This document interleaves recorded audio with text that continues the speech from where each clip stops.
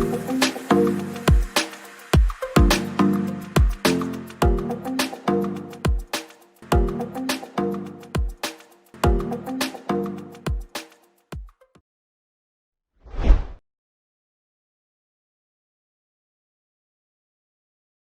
hari ini, kita bakal belajar sama-sama di UMA Academy, yaitu tentang anatomi sistem kardiorespirasi, anatomi pulpo dan sistem kardiorespirasi. Dengan aku, Jalsa Grisna. Baik, kalau gitu kita lihat dulu ya mind mapping-nya. Jadi hari ini tuh kita bakal belajar anatomi sistem kardiorespirasi, di mana itu terdiri dari anatomi kardiovaskular dan juga ada anatomi pernafasan. Khususnya bakal lebih ditekankan di pulmo ya teman-teman, di paru-paru gitu. Nah, untuk kardiorespirasi sendiri itu apa sih? Jadi kardiorespirasi itu adalah suatu sistem, yaitu kemampuan sistem peredaran darah dan pernafasan untuk membagikan oksigen serta nutrisi ke otot-otot yang bekerja sesuai dengan kebutuhan untuk memulihkan tubuh dari efek bekerja dan latihan fisik. Jadi dikombin ya sistem kardiovaskular sama respirasinya, seperti itu. Jadi kita bakal bahas yang pertama, yaitu sistem kardiovaskular terlebih dahulu. Jadi kalau sistem kardiovaskular adalah sistem dalam tubuh yang mengedarkan darah untuk keperluan pertukaran zat dan gas. Sistem kardiovaskular itu adalah suatu sistem transport yang tertutup, terdiri atas beberapa komponen. Ada yang pertama paling penting, yaitu core atau jantung. Dia bekerja sebagai pompa darah. Kemudian yang kedua, ada komponen darah yang berfungsi sebagai pembawa oksigen dan juga nutrisi. Dan yang ketiga, ada vasa sanguinis atau pembuluh darah. Nah, jadi kalau pembuluh darah tugasnya itu sebagai media atau jalan dari komponen darah. Kemudian selanjutnya kita bakal bahas nih tentang core atau jantung. Jadi core atau jantung itu adalah sebuah organ berotot. Nah, di dalam organ tersebut ada 4 ruang. Nah, jantung ini terletak di rongga dadah di antara paru-paru dan kalau bisa kalian lihat di gambar sebelah kanan atas, dia tuh agak lebih ke kiri. Jadi makanya biasa kalau kita melakukan anamnesis ke pasien kan kita tanya, apakah Bapak atau Ibu pernah merasakan nyeri di dada kiri gitu. Nah, karena jantung itu posisinya itu agak ke kiri seperti pada gambar. Ukurannya itu kurang lebih sebesar genggaman tangan kanan. Dan beratnya kira-kira 250 gram pada wanita dewasa dan 300 gram pada pria dewasa. Jadi sebesar genggaman tangan masing-masing ya. Nah, posisi jantung itu terletak di rongga toraks. Jadi kalau kalian mau belajar anatomi, misalnya nyari di Sobota atau nyari di Grey's Anatomy, kalian itu lihat yang di section toraks.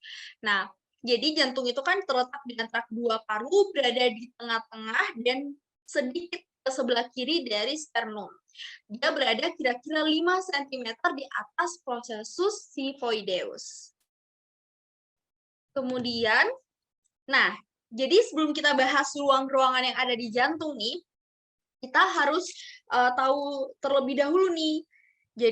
Jadi sebelum kita bahas ruangan-ruangan yang ada di jantung, kita harus tahu lebih dulu mengenai dinding jantung. Jadi ternyata dinding jantung itu terdiri atas 3 lapisan. Jadi ada 3 lapisan. Yang pertama itu adalah lapisan luar yang disebut epikardium atau perikardium visceralis. Jadi ada nanti kita lihat alasannya kenapa dia namanya 2 ya. Jadi epikardium itu bisa juga disebut dia itu adalah perikardium visceralis gitu. Kemudian yang kedua ada lapisan tengah, merupakan lapisan berotot yang disebut miokardium. Dan yang lapisan paling dalam yaitu endokardium. Oke, jadi sebentar aku annotate. Oke teman-teman, jadi ini adalah lapisan dari dinding jantung ya. Jadi tadi itu yang paling luar ada namanya epikardium atau perikardium visceralis. Nah, jadi kalau epikardium ini dia itu lapisan paling luar dan akan kita bahas di slide selanjutnya. Nah, kalau miokardium ini itu tuh lapisan yang di tengah. Nah, miokardium ini itu merupakan lapisan otot. Disinilah otot jantungnya. Otot jantung ada kardiomiosit, ada sel intinya nih di lapisan yang ini ya, di lapisan tengah ini miokardium. Kemudian di lapisan dalamnya itu ada endokardium. Jadi kalau endokardium itu merupakan permukaan internal atau permukaan dalam yang terdiri dari endotelium dan juga jaringan ikat. Seperti itu.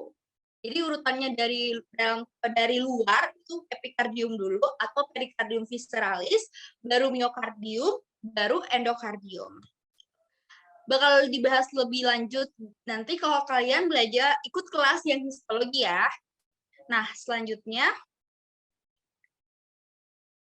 jadi ini kita bakal bahas perikardium yang tadi ya kan apa sih tadi nama epikardium itu ada bisa juga disebut perikardium. Terus bedanya apa gitu. Jadi perikardium ini dia tuh suatu sakus atau suatu kantong fibroserosum yang dia tuh mengelilingi kor, jantung dan juga radiks pembuluh-pembuluh darah besar.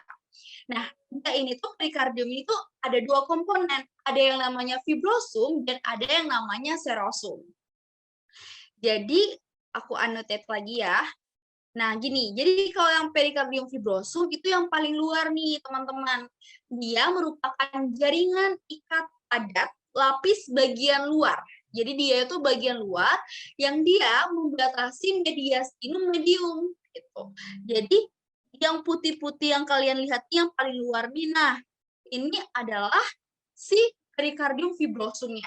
Gitu. Dia kayak melindungi gitu untuk bagian-bagian dalam dari jantung. Itu bagian pelapis luarnya, kayak tentara yang paling luar gitu.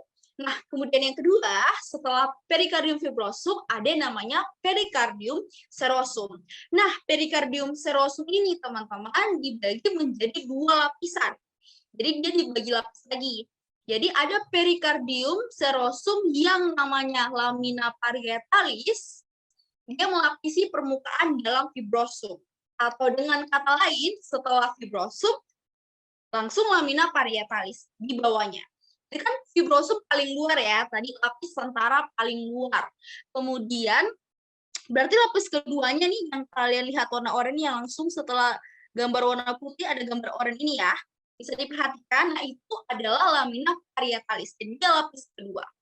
Kemudian jadi kan perikardium serosum ini kan tadi dua bagian ya, ada parietalis sama visceralis. Nah, di antara kedua lapisan itu ada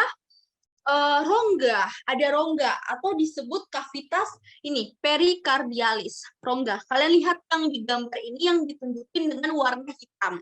Itu adalah rongga di antara dua lapis oranye ini. Nah, lapisan yang di dalamnya ini yang langsung dekat sama jantung itu adalah lamina visceralis.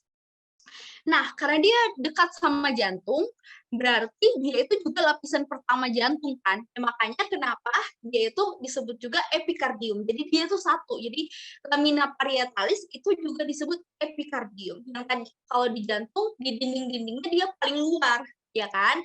Nah, kayak gitu ya, karena dia langsung menempel pada jantung gitu. Jadi lamina visceralis langsung melekat pada jantung dan membentuk pelapis luarnya. Sekaligus ya, jadi kalau kita bahas perikardium, memang dia yang paling dalam. Jadi dia perikardium serosum dan yang paling dalam. Tetapi kalau misalnya kita bahas tentang dinding jantungnya, dia paling luar disebut epikardium. Nah, di antara parietalis sama visceralis itu tadi ada warna hitam ya. Nah, itu ada diisi sama cairan perikardium sekitar 5-20 mili yang dia berfungsi sebagai pelumas untuk mencegah terjadinya trauma. Seperti itu ya, ini untuk lapisan-lapisannya. Kita lanjut. Nah, ini ada gambarnya dari Sobota. Ini adalah gambarnya ya, ini ada perikardium fibrosum yang paling luar ya. Dia kayak lapisan gitu kan. Nah, kemudian juga ada sebentar, ini juga ini ya, ada yang parietalis tadi. Sebut juga pleura parietalis atau yang tadi ya si lamina parietalis gitu yang setelah fibrosum gitu. Kemudian kita lanjut. Nah, Jadi kalau kita bahas tentang kalau kita bahas tentang jantung ini, itu, jantung atau core ini tuh bentuknya itu sebenarnya kalau dilihat-lihat itu seperti piramida yang terbalik, yang dia tuh berdiri di satu sisinya. Bentar ya, aku annotate. Nah, kok bisa ya dia tuh disebut piramida terbalik? Karena dibayangin aja ini tuh ujungnya, terus ini tuh bawahnya. Nah, jadi harusnya dia tuh kayak gini ya piramida, sebentar. Kan piramida kan harusnya kayak gini ya. Nah, gitu. Nah, ini tuh bawahnya teman-teman, ini tuh basisnya dan ini tuh atasnya. Jadi seperti ini ya, seperti gambar di samping gitu. Jadi dia tuh terbalik dan dia itu berdiri di satu sisinya gitu. Dia berdiri di satu sisi yang ini. Oke, jadi dia tuh terbalik dan dia tuh menghadap ke depan. Lihat ya, bisa dilihat dia menghadap ke depan dan juga ke bawah, agak ke bawah gitu. Jadi nggak langsung ke depan gini, tapi dia ke bawah dan ke kiri. Seperti gambar yang di awal tadi kan. Jadi basisnya, jadi kalau dibilang basis itu berarti dasar. Nah, dasar piramidanya nih, yang ini, itu berada di bagian belakang. Sedangkan ujungnya, apeksnya, puncak dari piramidanya, itu menghadap ke depan ya, kebalikan dari si apeksnya ya. Basisnya itu kebalikan dari apex dan menghadap ke posterior. Nah, apexnya itu dia di anterior dan dia ke bawah ya, inferior. Nah, ternyata si piramida jantung ini itu tuh memiliki yang kita sebut fasies. Jadi kayak permukaan-permukaan. Ada permukaan diafragmatika, yang itu permukaan yang sebentar aku annotate. Nah, yang merupakan tempat piramida dia bersandar. Di bawah ya, teman-teman. Annotate-nya ini di bawah nih, yang fasies diafragmatika gitu. Nah, kalau yang sternocostalis dia itu fasies yang menghadap atau permukaan ya, permukaan yang menghadap ke anterior. Aku beri tanda warna merah. Nah, yang ini ya, yang anterior. Nah, yang ini gitu. Jadi yang menghadap ke depan. Nah, kalau ada fasies pulmonalis yang dia tuh dekat sama paru-paru. Jadi sisi atau permukaan yang menghadap ke paru-paru, kanan dan kiri dong. Karena kan paru-paru kanan kiri ya, dia kan berada di tengah-tengah paru-paru nih. Nah, ini ya, yang kanan dan kiri. Berarti ini dan sebelahnya lagi gitu. Itu adalah sisi-sisi dari core gitu.